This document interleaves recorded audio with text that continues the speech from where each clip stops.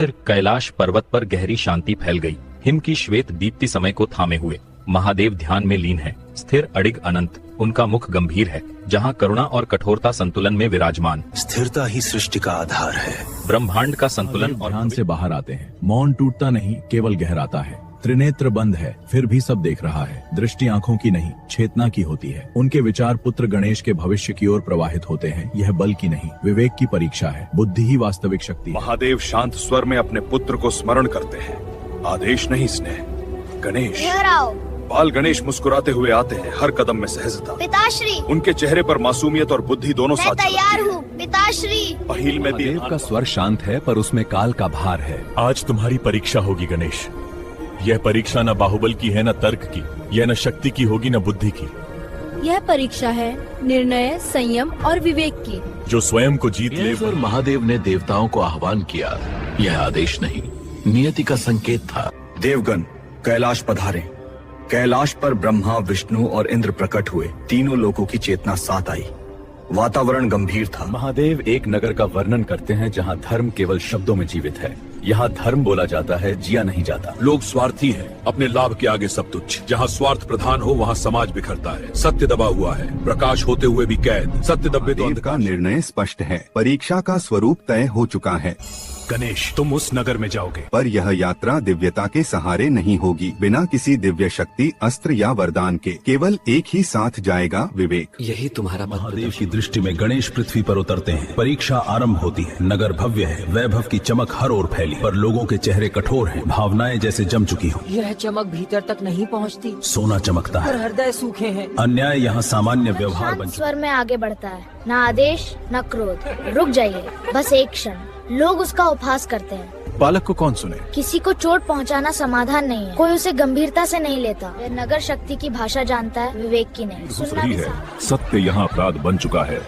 उसी भीड़ में से एक साधारण बालक आगे बढ़ता है, बिना बल, बिना भय।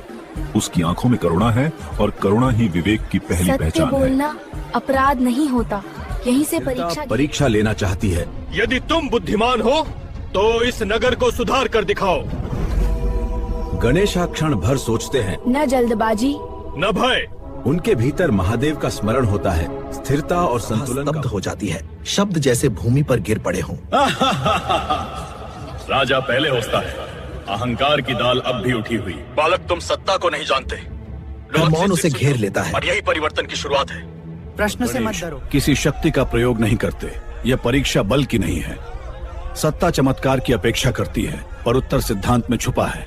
गणेश का स्वर स्थिर है।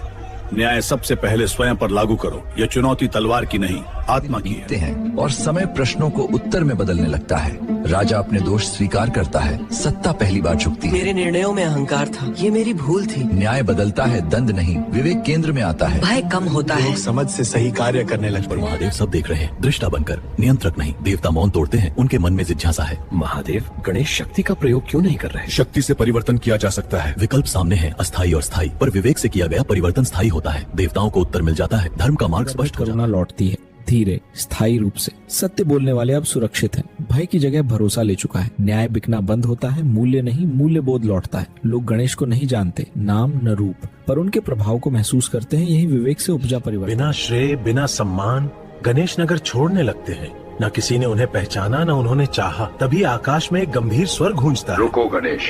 पूरा वातावरण दिव्य होता है, जैसे समय स्वयं थम गया हो। यह बुलावा सम्मान का नहीं। महादेव प्रकट होते हैं, और प्रकाश दिशाओं में फैल जाता है। सभी नतमस्तक हो जाते हैं। अहंकार स्वतः शून्य हो जाता है। गणेश भी प्रणाम करते हैं, कर्तव्य पूर्ण होने की शांति के साथ। पिता और पुत्र की आंखें मिलती हैं, मौन में ही। महादेव का स्वर कठोर नहीं, उसमें स्नेह और गर्व की कोमलता है। पुत्र, शक्ति होते हुए भी तुमने उसका प्रयोग क्यों नहीं किया? गणेश का उत्तर विचार से जन्म लेता है, अहंकार से नहीं। पिताश्री, शक्ति परिणाम बदल सकती थी, पर विवेक से मन बदलते हैं। गणेश उत्तर देने से पहले एक क्षण ठहरते हैं। शब्द नहीं, अर्थ चुनते हुए। पिताश्री, उनका स्वर स्थिर है। तर्क की विजय, अहं का भार। शक्ति से मन जीता जा सकता है। दो मार्ग स्पष्ट होते हैं, अस्थाई और स्थायी, पर बदला नहीं। विवेक मन को स्वयं महादेव के नेत्र नम हो जाते हैं। ये करुणा की नहीं, पूर्णता की आभा है। वे समझ जाते हैं, ये परीक्षा पार करने का क्षण नहीं, ये सिद्ध होने का क्षण है। तुम सफल नहीं हुए पुत्र, तुम सिद्ध हुए हो। महादेव अपने पुत्र को गले लगाते हैं। ये आलिंगन स्वीकृति का शिखर है। कैलाश में मौन छा जाता है, कोई शब्द आवश्यक नहीं रहता। यह मौन किसी तांडव से अधिक शक्तिशाली है, क्योंकि यह पूर्णता से जन्मा है।